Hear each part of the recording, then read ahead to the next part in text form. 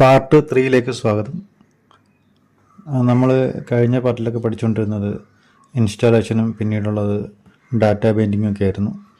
അപ്പോൾ ഞാനിവിടെ കുറച്ച് സംഭവങ്ങൾ ഇവിടെ എഴുതി വെച്ചിട്ടുണ്ട്, കമൻ്റ് ഇട്ടിട്ട്. നിങ്ങൾക്ക് ഇത് കുറച്ചും കൂടെ നന്നായിട്ട് പഠിക്കാനായിട്ട് ഒരു വഴി പറഞ്ഞു തരാം. ഞാനിത് ചെയ്യുന്ന സമയത്ത് നിങ്ങളും ഇതുപോലൊരു പ്രൊജക്റ്റ് എടുത്ത് ഓപ്പൺ ആക്കിയിട്ട് അതിൻ്റെ ഒപ്പം ചെയ്തു പോവുകയാണെങ്കിൽ നിങ്ങൾക്ക് പെട്ടെന്ന് മനസ്സിലാവും. ഇപ്പം നമ്മളിത് ഫുൾ വെറുതെ ഇങ്ങനെ കേട്ടുകൊണ്ടിരുന്നിട്ട് കാര്യമില്ല. കേട്ടുകൊണ്ടിരുന്നാൽ ഈ ക്ലാസ് കഴിയുമ്പം അതങ്ങ് മറന്നു പോകും. അപ്പോൾ അത് മറക്കാതിരിക്കാനുള്ള വഴിയാണ് ഞാൻ പറഞ്ഞത്. നിങ്ങൾ ഇതിൻ്റെ ഒപ്പം ചെയ്തു കഴിഞ്ഞാൽ കുറച്ചുകൂടെ നല്ലതായിരിക്കും. അതായത് ഇതിൻ്റെ ഒപ്പം തന്നെ നിങ്ങളും ഇതുപോലെ പ്രൊജക്റ്റ് ക്രിയേറ്റ് ചെയ്ത് എൻ്റെ ഒപ്പം വീഡിയോ കണ്ട് പൗസ് അടിച്ച് കോഡ് എഴുതി പോകുകയാണെങ്കിൽ നിങ്ങൾക്ക് കുറച്ച് നന്നായിട്ട് ഇത് ചെയ്യാൻ പറ്റും. ഓക്കെ, അപ്പോൾ നമ്മൾ ഡാറ്റ ബൈൻഡിംഗ് ആണ് പഠിച്ചുകൊണ്ടിരിക്കുന്നത്. അതിൽ 4 ടൈപ്പാണ് ഡാറ്റ ബൈൻഡിംഗ് ഉള്ളത്. അതിൽ 1 ഇൻ്റർപൊല്യൂഷൻ, 2 property binding, 3 to way binding, 4 event binding. ഇതിൽ നമ്മൾ ഇൻ്റർപൊല്യൂഷൻ ഓൾറെഡി പഠിച്ചു കഴിഞ്ഞു, നമ്മൾ ചെയ്യാൻ പഠിച്ചു കഴിഞ്ഞു. അതായത് ഇൻ്റർപൊല്യൂഷൻ ബൈൻഡിങ് ചെയ്യുന്ന സമയത്ത് അതിൻ്റെ ഒരു മോഡൽ ഇങ്ങനെയായിരിക്കും. കേളി ബേസസ് ഓപ്പൺ ചെയ്തിട്ട് അതിനുള്ളിലായിരിക്കും നമ്മൾ ഇതിനെ വേരിയബിളിനെ കോൾ ചെയ്തിട്ട് വരുന്നത്. അതായത് എക്സാമ്പിൾ ഇവിടെ കണ്ടിട്ടുണ്ട്. നമ്മൾ H2 ടാഗിൽ ഇതേപോലെ നമ്മൾ കറണ്ട് ഡേറ്റ് ഒന്നുകൂടെ പറഞ്ഞുതരാം. കറണ്ട് ഡേറ്റ് ഇതാണ് കറണ്ട് ഡേറ്റ്. ഇതാണ് നമ്മളവിടെ ഡിസ്പ്ലേ ചെയ്തിരിക്കുന്നത്. അതുപോലെ തന്നെ പേഴ്സണേജ്, ഫസ്റ്റ് നെയിം, ഇതൊക്കെ നമ്മൾ ചെയ്തിരിക്കുന്നത് ഇൻ്റർപൊല്യൂഷൻ വെച്ചിട്ടാണ് ചെയ്തിരിക്കുന്നത്. അതായത് ഇങ്ങനെ വേരിയബിൾ സെറ്റ് ചെയ്തിട്ട് കൊടുത്തിരിക്കുന്നത്. ഇനി നമ്മൾ പഠിക്കാൻ പോകുന്നത് പ്രോപ്പർട്ടി ബൈൻഡിങ്. അതാണ് നമ്മളിനി പഠിക്കാൻ പോകുന്നത്. എന്താണ് പ്രോപ്പർട്ടി ബൈൻഡിങ് എന്നുള്ളത് ഞാൻ പറഞ്ഞു തരാം. അതിൻ്റെ മോഡൽ എന്ന് പറയുന്നത് ഇതുപോലെ ആയിരിക്കും.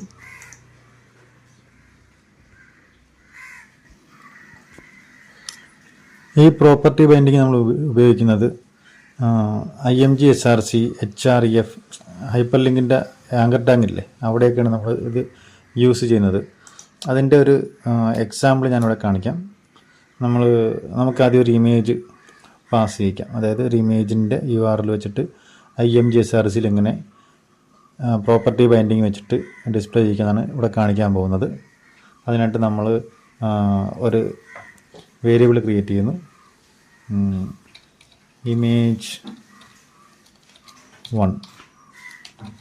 നിങ്ങൾക്ക് ഇഷ്ടമുള്ള പേര് കൊടുക്കാം. ഞാനിപ്പോൾ ചെയ്യുന്നത് നമുക്കിഷ്ടമുള്ള പേര് കൊടുക്കുക, അങ്ങനെയാണല്ലോ, എല്ലാവർക്കും അതറിയാവുന്ന കാര്യമാണ്. ഇമേജ് 1 എന്ന പേരിൽ ഞാൻ ഒരു സംഭവം കൊടുക്കുന്നു. അതിനുശേഷം അത് സ്ട്രിങ് ആണ്. സ്ട്രിങ് കൊടുക്കുന്നു ഈക്വൽ ടു നമ്മൾക്ക് ഒരു ഇമേജ് URL വേണം. ഇപ്പം നമ്മുടെ അസറ്റ്സിനകത്തുണ്ടെങ്കിൽ അവിടെ നമുക്ക് URL കൊടുക്കാൻ പറ്റും. ഇപ്പോൾ നമുക്ക് പബ്ലിക് ഫോൾഡറിൽ ഫേവൈക്കൻ ഈ URL കൊടുക്കാൻ പറ്റും. ഞാനിപ്പോൾ അത് ചെയ്യുന്നില്ല. ഞാനിപ്പോൾ നമുക്ക് കുറച്ച് ഇമേജിൻ്റെ സംഭവങ്ങളിനെടുത്ത് വെച്ചിട്ടുണ്ട്. ഓക്കെ, ഇതൊരു ഇമേജാണ്, ഇതൊരു ഡെമ്മി ഇമേജാണ്. അപ്പം നമുക്ക് ഇതിൻ്റെ ഓരോരോ ലിങ്കുകളുണ്ട്. അപ്പോൾ ഞാൻ ഈ ഒരു ലിങ്ക് കോപ്പി ചെയ്യുകയാണ്. നമുക്ക് വെബ്സൈറ്റിൽ പോയി കിട്ടും ഇങ്ങനെ. തൽക്കാലം ഞാനൊരു ഇമേജ് ഇങ്ങനെ കൊടുക്കുന്നതേ ഉള്ളൂ. അതിനുശേഷം ഞാനിതെടുക്കുന്നു, ആ ഇമേജിൻ്റെ ലിങ്ക് ഇവിടെ പറഞ്ഞു കൊടുക്കുന്നു, പേസ്റ്റ് ചെയ്യുന്നു. ഓക്കെ, അതിനുശേഷം സെമികോളൻ ഇടുന്നു. ഇനി ഇതിനെ നമുക്ക് അങ്ങോട്ട് ഡിസ്പ്ലേ ചെയ്യിപ്പിക്കാം. അതായത് ഇമേജ് 1 എന്ന ഫംഗ്ഷന്. അതിനായിട്ട് എന്ത് ചെയ്യണം? നമുക്ക് ഒരു ഡിവ് ക്രിയേറ്റ് ചെയ്യാം. ഡോട്ട് കോൾ 4 എന്നൊരു ഡിവ് ക്രിയേറ്റ് ചെയ്യുന്നു. അതിനുള്ളിൽ IMG SRC. നമ്മൾ സാധാരണ ഇങ്ങനെയാണ് ഇമേജിൻ്റെ സംഭവങ്ങൾ എഴുതുന്നത് അല്ലേ. ഇമേജ് SRC ഈക്വൽ ടു എന്താണോ ഇമേജിൻ്റെ പാത്ത് അതാണ് കൊടുക്കുന്നത്. ഓക്കെ, ഇനിയിപ്പോൾ നമ്മൾ ഇവിടെ ചെയ്യാൻ പോണത് എന്താണെന്ന് വെച്ച് കഴിഞ്ഞാൽ കറക്റ്റായിട്ട് ശ്രദ്ധിച്ചിരിക്കുക. നമ്മൾക്ക് ഒരു ഇമേജ് എങ്ങനെ ഡിസ്പ്ലേ ചെയ്യിക്കാമെന്നാണ് കാണിച്ചു തരുന്നത്. നമ്മൾ സാധാരണ HTML ഇമേജ് SRC അവിടെ കൊടുക്കുന്നതാണ് ഇമേജ് URL. ഇങ്ങനെയാണ് നമ്മൾ കൊടുക്കുന്നത്. ഇങ്ങനെ കൊടുത്തു കഴിഞ്ഞാൽ നമ്മൾക്ക് അത് ഡിസ്പ്ലേ ആകും. ഇത് HTML വേ ആണ്. ഇതിപ്പോൾ നമുക്കതിൻ്റെ ഒരു ഇത് നോക്കാം. ഓക്കെ, അത് വന്നിട്ടുണ്ട്, ഇമേജ് വന്നിട്ടുണ്ട്. കണ്ടോ, ഇങ്ങനെ ഇമേജ് വന്നു. ഇത് നമ്മൾ നോർമൽ HTML ടാഗ് വെച്ചിട്ടാണ് ഈ ഇമേജ് കൊടുത്തിരിക്കുന്നത്. പക്ഷേ നമ്മൾക്ക് വേണ്ടത് ഇങ്ങനെയല്ല. നമ്മൾക്ക് വേണ്ടത് ഇവിടെ, അതായത് പ്രോപ്പർട്ടി ബൈൻഡിങ് യൂസ് ചെയ്തിട്ട് ആണ്. അതായത് നോക്കി ഇതൊന്ന് ഓർത്ത് വെച്ചാൽ മതി. പ്രോപ്പർട്ടി ബൈൻഡിങ് എന്ന് പറയുമ്പോഴത്തേക്കും അറയുടെ ഒരു സിമ്പിളായിരിക്കും, അതിനുള്ളിലായിരിക്കും വരേണ്ടത്. എന്ത് വരേണ്ടത്? SRC.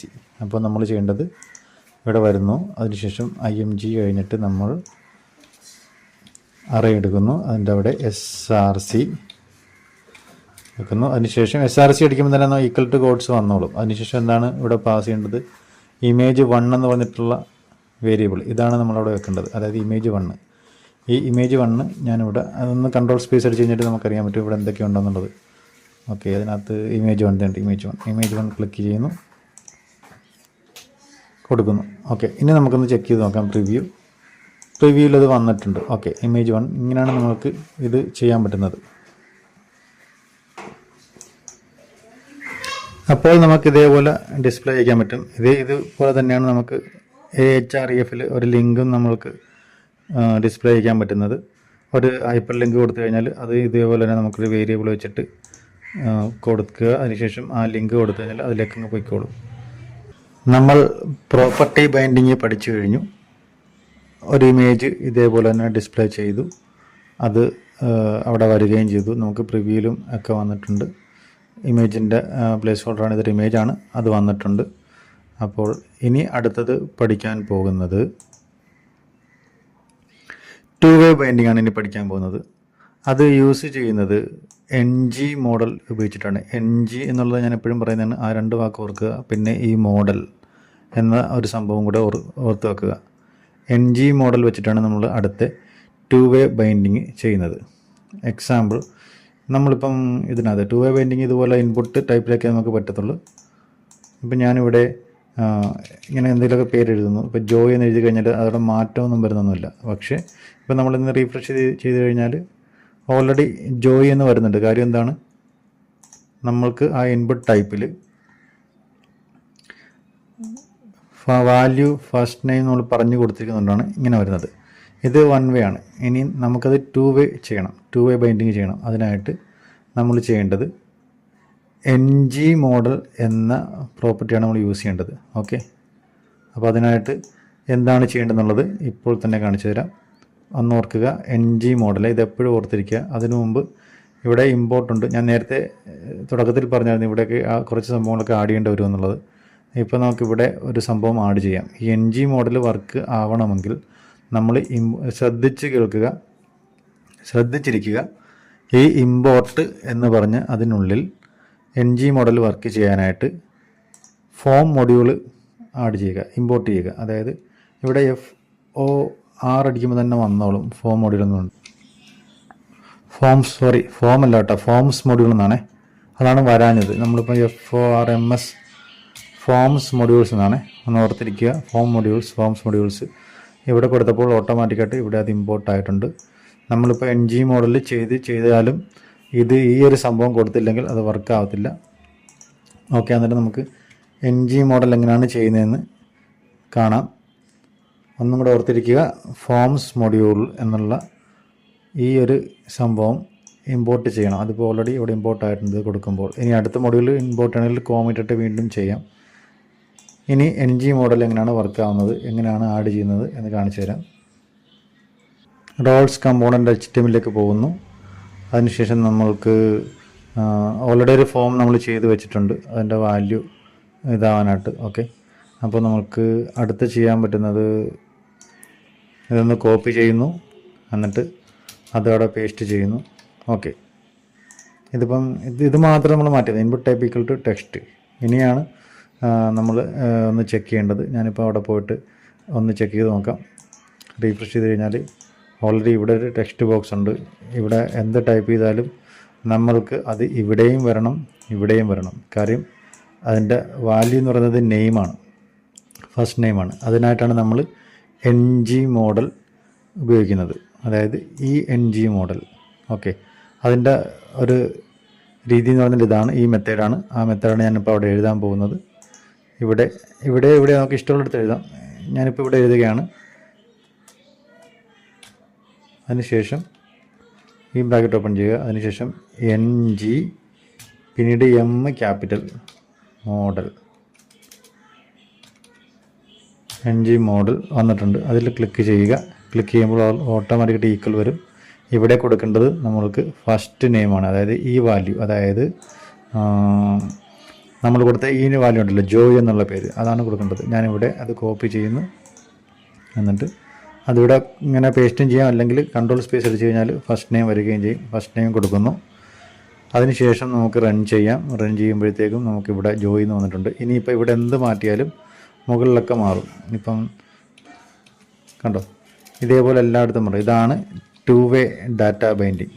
ഓക്കെ, ഇവിടെ എന്ത് ചെയ്താലും അത് നമുക്ക് ഇവിടെ രണ്ട് സ്ഥലത്തല്ല, ഈ ഫസ്റ്റ് നെയിം എവിടെയൊക്കെ കൊടുത്തിട്ടുണ്ടോ അവിടെയൊക്കെ വരും. ഓക്കെ, അതാണ് നമ്മളിവിടെ NG മോഡൽ വെച്ചിട്ട് യൂസ് ചെയ്യുന്നത്. ഇതാണ് ഏറ്റവും സിമ്പിളായിട്ട് എനിക്ക് തോന്നുന്നത്. പക്ഷേ ഇത് വർക്ക് ചെയ്തപ്പോൾ നിങ്ങൾക്കൊരു ടെൻഷൻ വരും. അതായത് അയ്യോ ഇത് ചെയ്തിട്ടായില്ലോ എന്ന് പറഞ്ഞാൽ ഉടനെ നിങ്ങൾ ശ്രദ്ധിക്കേണ്ട വേറൊന്നുമല്ല. ഇവിടെ വന്നിട്ട് ഫോം മൊഡ്യൂൾ എന്ന സംഭവം ഇമ്പോർട്ട് ചെയ്തിട്ടുണ്ടോ എന്ന് നോക്കുക. ഇതിങ്ങനെ ഇമ്പോർട്ട് ചെയ്തിട്ടില്ലെങ്കിൽ അത് വർക്ക് ചെയ്തില്ല. അത്രേ നമുക്ക് നോക്കാനുള്ളൂ ഇതിനകത്ത്. FORMS form module. ഓക്കെ, ഇതിങ്ങനെ ഇമ്പോർട്ട് ചെയ്യണം. NG മൊഡ്യൂൾ വർക്ക് ചെയ്തില്ലെങ്കിൽ ഇത് വന്ന് ചെക്ക് ചെയ്ത് വെച്ചാൽ മതി. ഓക്കെ,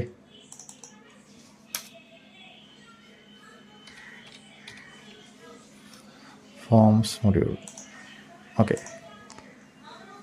ഇങ്ങനെ ചെക്ക് ചെയ്ത് കഴിഞ്ഞാൽ ഓക്കെ. അപ്പം നമ്മളിപ്പോൾ 3 ഡാറ്റ ബൈൻഡിങ് പഠിച്ചിട്ടുണ്ട്. 1 ഇൻ്റർപൊല്യൂഷൻ, 2 പ്രോപ്പർട്ടി ബൈൻഡിങ്, പിന്നെ ഉള്ളത് 2-way ബൈൻഡിങ്. ഇനി അടുത്തത് പഠിക്കുന്നത് ഇവൻറ്റ് ബൈൻഡിങ് ആണ്. അതായത് event means on click, on change, on hover, അങ്ങനെ ബട്ടൺ ക്ലിക്ക് ചെയ്യുമ്പോൾ സംഭവിക്കുന്നതാണല്ലോ ഇവൻറ്റ്. ഓക്കെ, അന്നേരം നമ്മളിപ്പോൾ ഈ 3 കാര്യങ്ങളും നന്നായിട്ട് നിങ്ങൾക്ക് മനസ്സിലായെന്ന് ഞാൻ വിശ്വസിക്കുന്നു. മനസ്സിലായില്ലെങ്കിൽ ഒന്നുകൂടെ കേട്ട് നോക്കുക, കൃത്യമായിട്ട് മനസ്സിലാവും. ജസ്റ്റ് ഒന്ന് ശ്രദ്ധിച്ചു കഴിഞ്ഞാൽ നിങ്ങൾക്ക് ഇതൊക്കെ മനസ്സിലാവും. ഇനി അടുത്തത് പഠിപ്പിക്കാൻ പോകുന്നത്, അല്ലെങ്കിൽ പറഞ്ഞു തരാൻ പോകുന്നത് ഇവൻറ്റ് ബൈൻഡിങ് ആണ്. ഇപ്പോൾ ഈ 3 സംഭവങ്ങളും ഒന്നും കൂടെ ഞാൻ പറയുകയാണ്. ഇൻ്റർപൊല്യൂഷൻ, അതിൻ്റെ രീതി ജസ്റ്റ് വേരിയബിൾ പാസ് ചെയ്യുന്നു, അതിലേക്ക് വാല്യൂ ഇവിടെ കൊടുക്കുന്നു. രണ്ടാമത്തത് പ്രോപ്പർട്ടി ബൈൻഡിങ്, അതിപ്പോൾ പഠിച്ചു കഴിഞ്ഞു. IMG/SRC പോലുള്ള സംഭവങ്ങളിൽ നമ്മൾ കൊടുക്കുന്നത്, അതിൻ്റെ ഒരു എക്സാമ്പിളാണ് ദേ കൊടുത്തിരിക്കുന്നത്. വേരിയബിൾ കൊടുക്കുന്നു, സ്ട്രിങ് ആവുന്നു, പിന്നീട് അതിൻ്റെ പാത്ത്, പിന്നീട് അപ്പുറത്ത് SRCയിൽ പോയിട്ട് ഇമേജ് 1 എന്നുള്ള ആ ഒരു ഇത് കൊടുക്കുന്നത്. ഞാൻ ഇങ്ങനെ ഇടയ്ക്കിടയ്ക്ക് വീണ്ടും പറയുന്നത് നിങ്ങളുടെ മനസ്സിൽ വീണ്ടും കയറാനാണ് ഇങ്ങനെ ഇടയ്ക്കിടയ്ക്ക് ഓർമ്മിപ്പിക്കുന്നത്. മൂന്നാമത്തതാണ് 2-way ബൈൻഡിങ്, അതാണ് NG മോഡൽ യൂസ് ചെയ്തിട്ടുള്ളത്. ഞാൻ ഇവിടെ തന്നെ എഴുതിയിരിക്കുന്നത് നിങ്ങൾക്കിത് കണ്ട് മനസ്സിലാൻ വേണ്ടിയിട്ടാണ്. ഓക്കെ, അത് NG മോഡൽ നമ്മളിവിടെ കോൾ ചെയ്തിരിക്കുന്നത് നമ്മുടെ ടെക്സ്റ്റ് ബോക്സിലാണ്. ഇതിൻ്റെ NG മോഡൽ എന്ന് പറഞ്ഞിട്ട് ആ വേരിയബിൾ ഏതാണോ അത് പറഞ്ഞു കൊടുത്താൽ മതി. ഇനി അടുത്തതാണ് ഇവൻറ്റ് ബൈൻഡിങ്. ഈ ഇവൻറ്റ് ബൈൻഡിങ് കൂടെ പഠിച്ചു കഴിഞ്ഞാൽ ഈ ഒരു ക്ലാസ് തീരും, ഈ ഒരു പാർട്ട് 3 തീരും. അപ്പോൾ അടുത്തത് നമ്മൾ പഠിപ്പിക്കാൻ പോകുന്നത് ഇവൻറ്റ് ബൈൻഡിങ് ആണ്. അതെങ്ങനെയാണെന്ന് കാണിക്കാം. അതിനായിട്ട് നമ്മൾക്ക് ആദ്യം ഒരു ബട്ടൺ ക്രിയേറ്റ് ചെയ്യണം. ഓക്കെ, അന്നേരം ബട്ടൺ ക്രിയേറ്റ് ചെയ്യാനായിട്ട് ഞാൻ വീണ്ടും ഇവിടെ ഡോട്ട് കോൾ ഡിസൈൻ ഒന്നും ഇപ്പം നോക്കണ്ട, അതൊക്കെ നമുക്ക് പിന്നീട് ചെയ്യാം. ഇതിപ്പം ജസ്റ്റ് എല്ലാം വർക്ക് ചെയ്യിപ്പിക്കുക എന്നുള്ളൊരു ഉദ്ദേശം മാത്രമേ ഇവിടെ ഉള്ളൂ. അതുകൊണ്ടാണ് ഞാനിപ്പം 12 കൊടുക്കുന്നു.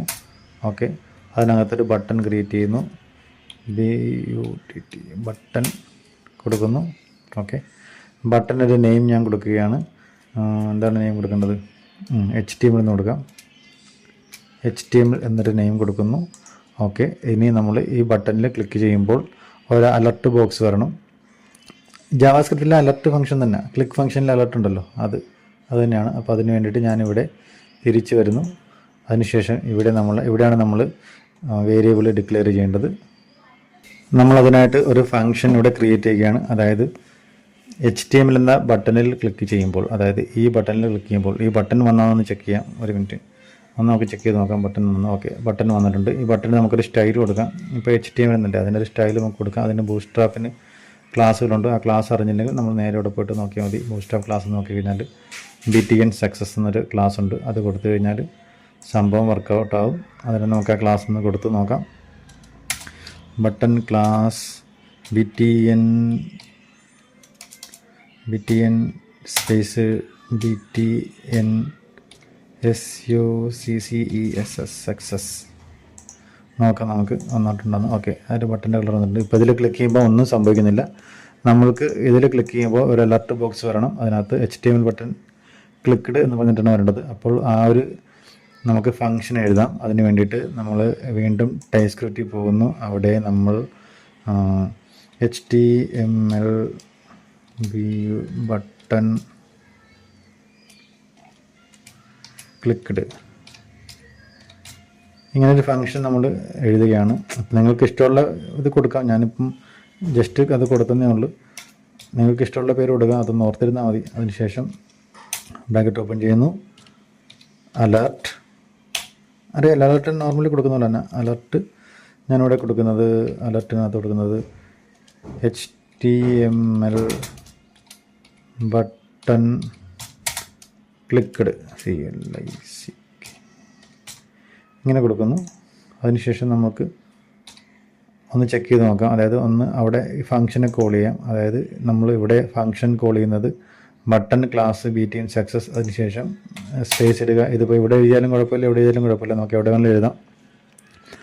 ഇപ്പോൾ ഞാനിവിടെ എഴുതുന്നത് ക്ലിക്ക്. ഫംഗ്ഷനൊക്കെ നമ്മൾ വിളിക്കുന്നത് ഇങ്ങനെ ആയിരിക്കും അല്ലേ, ഈ ഒരു ബ്രാക്കറ്റ് വെച്ചിട്ടായിരിക്കും ഫംഗ്ഷൻ വിളിക്കുന്നത്. അവിടെ നമ്മൾ ഇവിടെ C അടിക്കുമ്പോൾ തന്നെ ക്ലിക്ക് എന്ന് കാണിക്കുന്നില്ല, ക്ലിക്ക്. ബാക്കി ആ ഫംഗ്ഷൻ ഏതാണോ ആ ഫംഗ്ഷൻ എന്ന് കോൾ ചെയ്താൽ മതി. നമ്മളൊന്ന് കൺട്രോൾ സ്പേസ് അടിച്ച് കഴിഞ്ഞാൽ നമുക്കറിയാമല്ലോ എന്താ ഫംഗ്ഷനാണ്. അതുകൊണ്ട് HTML ബട്ടൺ ക്ലിക്ക്ഡ് ഫംഗ്ഷൻ ഇങ്ങനെ എഴുതി കഴിഞ്ഞാൽ നമുക്ക് ചില സമയത്ത് നിങ്ങൾ ഈ കോഡ് ശ്രദ്ധിക്കാതെ നിങ്ങളിത് ചെയ്ത് നോക്കുമ്പോഴത്തേക്കും നിങ്ങൾ ഇത്ര എഴുതി വെച്ചിട്ട് നിങ്ങളൊന്ന് പോയൊന്ന് ചെക്ക് ചെയ്യും. അതായത് ഇവിടെ നിന്ന് പോയിട്ട് റൺ ചെയ്ത് നോക്കും. അപ്പം നമുക്കൊന്നും വരത്തില്ല. കാര്യം അത് വർക്കല്ല. അത് കാരണം അവിടെ ഒരു എററുണ്ട്. നമ്മൾക്കൊരു തെറ്റ് ചെയ്തിരിക്കുകയാണ്. ആ എററിൻ്റെ ഒരു വാണിംഗ് തന്നിട്ടുണ്ട്.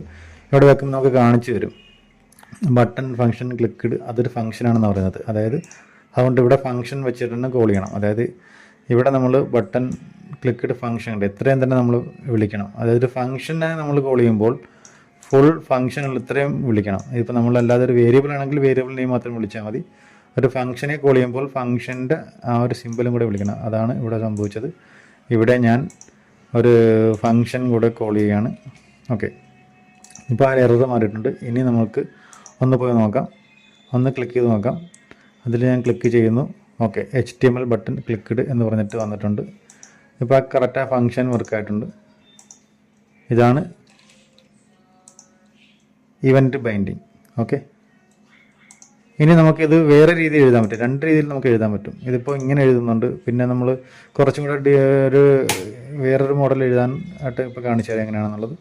അതിനായിട്ട് ഞാൻ ഇപ്പം നമുക്ക് ഒരു ബട്ടൺ കൂടെ ക്രിയേറ്റ് ചെയ്യാം. അതിൻ്റെ ആ ബട്ടൻ്റെ പേരെന്ന് പറയുന്നത്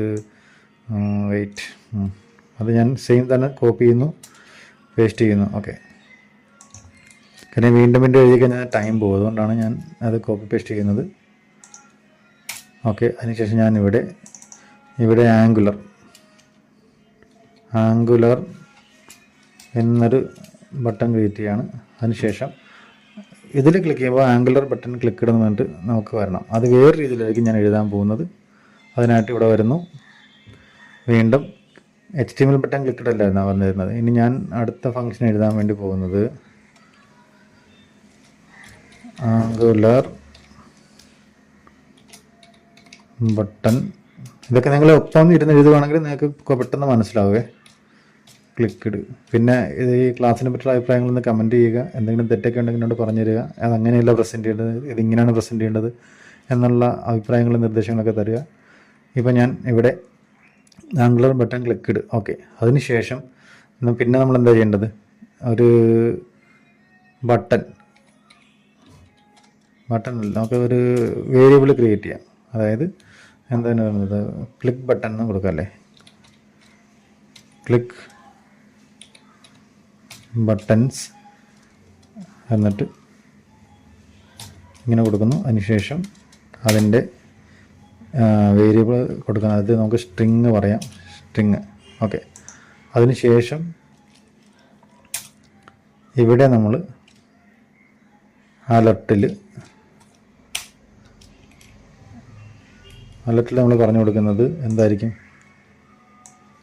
ക്ലിക്ക് BTNS ആയിരിക്കും അത് പറഞ്ഞു കൊടുക്കുന്നത്. അത് നമ്മളിവിടെ പറഞ്ഞു കൊടുക്കുന്നു. ഓക്കെ,